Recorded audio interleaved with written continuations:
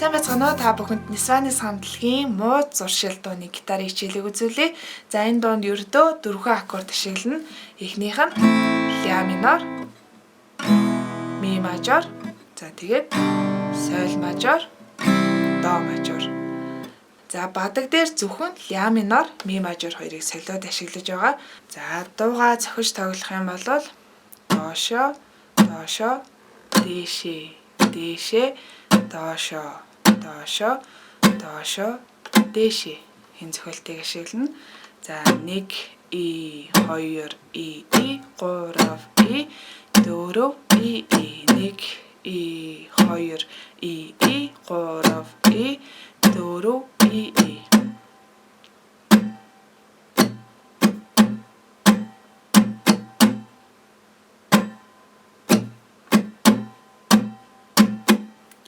Ийм зохиолтой байна.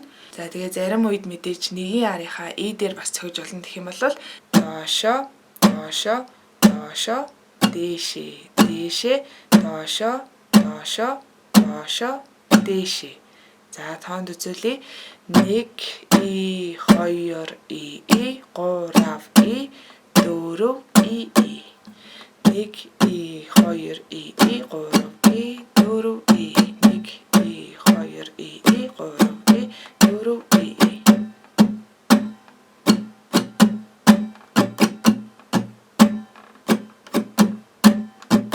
За ийм зохиолтой байна.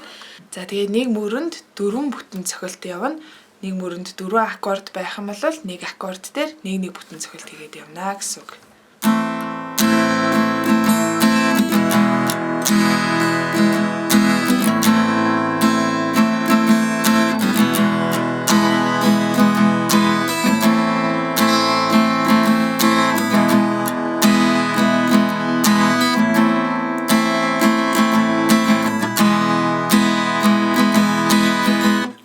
Ингэж явах нь дуутайгаа жишээ олгож явж үзье. Би яагаад хийж вэ? Яасан гэхэд ба энэ чинь би биш бэ? Огт бодоогүй юм бэ?